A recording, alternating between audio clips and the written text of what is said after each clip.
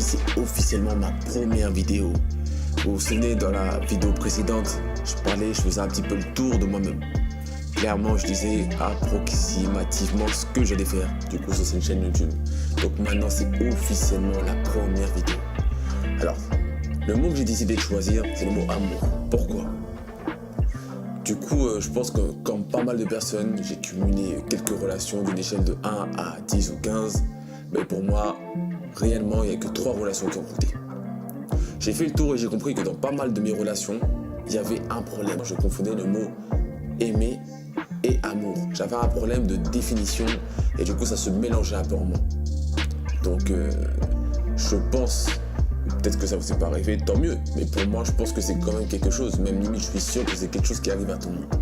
Donc, dans cette vidéo, du coup, je vais démontrer ma théorie sur le mot amour et qu'est-ce que je pense. Parce que du coup, c'est les années en relation qui m'ont apporté, on va dire, cette théorie. Tout simplement parce que j'ai eu la chance d'entamer quand même de longues relations, dont une qui a fait presque 5 ans, sachant que c'était très jeune. Donc voilà. Après, je sais que la vie n'est pas terminée, mais je pense que dans chaque expérience, dans chaque chose, il y a toujours quelque chose à en tirer. Et voilà pourquoi, du coup, je vais vous proposer, vous démontrer, mais non vous imposer ma théorie. Pendant que je vais définir le mot amour, comme j'aime toujours bien préciser, ma définition du mot amour, je ferai passer des petites scènes aussi qui m'inspirent et qui me font penser à l'amour tout simplement. Donc voilà, allez, je vais commencer. Alors, ne jamais confondre ces deux choses. Être amoureux et aimer. Être amoureux, c'est un état éphémère ou pas, selon l'individu. C'est un sentiment qui est souvent considéré comme éphémère. Ça nous pousse à agir différemment en fonction de la personne qu'on a en face de soi. Aimer, c'est un sentiment qui dure dans le temps. On le ressent pour son époux, pour son enfant, pour sa famille, etc., etc.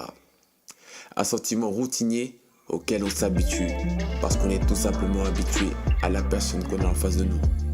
Donc voilà, ça c'est ma définition. Je dirais pas que c'est une définition complète. Je vais plutôt dire que c'est une définition pour moi qui est plutôt universelle. Universelle dans le sens que il y a pas mal de personnes, dont moi aussi ça m'est arrivé, on confond et on se mélange dans les sentiments. Dès qu'on rencontre une personne, on s'emballe, on dit des choses, on dit des mots du genre c'est l'homme de ma vie, c'est la femme de ma vie, je suis bien, il est pas comme les autres et tout, on est directement dans le comparatif et ça aussi c'est une erreur. Il y a beaucoup de personnes qui se mettent dans pas mal de relations et qui recherchent justement cet état éphémère qui est être amoureux. Mais le problème c'est que c'est un état, comme je précise et que j'ai dit dans le texte, qui est un état éphémère. Ça reste pas, mais ça peut revenir aussi de temps en temps. Le plus important c'est de se mettre avec quelqu'un pour aimer la personne. Quand je dis aimer, c'est l'aimer dans le temps, dans le long terme. Parce que pour moi le mot aimer c'est, comme je précise, aimer son frère, aimer sa mère, aimer son père, c'est quelque chose qui ne bouge pas. Et c'est ce sentiment-là qu'il faut qu'on recherche auprès d'un homme ou d'une femme, tout simplement. Il ne faut pas se compliquer, se dire « Mais oui, mais je n'ai plus les papillons dans le manteau ». Ça, c'est un travail que vous allez faire ensemble. C'est un travail qui se construit ensemble.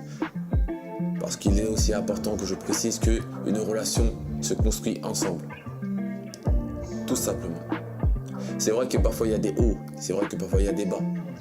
Mais je pense aussi que si on est capable de renouveler son cœur, quand je dis renouveler son cœur, aimer une autre personne, c'est qu'aussi on est capable de renouveler ses sentiments et de laisser une réelle chance à la personne qu'on a en face de nous si elle en vaut réellement le coup et si aussi elle partage la même vision que vous. Partager la même vision, c'est quoi ? C'est que dès le départ, soyez franc, soyez clair, soyez vous. Dans les deux sens, je précise. Parce que pour moi aussi, j'établis l'hypothèse qu'il y a beaucoup de personnes qui ne durent pas en relation parce que dès le départ, ils ont ce certain manque de confiance en eux et ils n'osent pas montrer ce qu'ils sont vraiment. Quand je dis ce qu'ils sont vraiment, c'est ce qui se passe réellement à l'intérieur, ce qu'ils aiment réellement, ce qu'ils aiment faire réellement. Je sais pas, ça peut être tout et n'importe quoi. Par exemple, j'aime m'habiller en rose. Bah écoute, qui dit que c'est réellement un défaut ? C'est peut-être juste une marque de différence. Et c'est peut-être cette marque de différence qui vous fera rester avec la personne que vous voulez en face de vous. Et après, je respecte ceux qui ne veulent pas justement des relations sur le long terme, ça m'est déjà aussi arrivé à une certaine époque. Mais ne mélangez surtout pas les choses, soyez clair dès le départ et je pense que ça facilitera les choses. Donc en gros, pour faire une petite conclusion, soyez vrai dès le départ.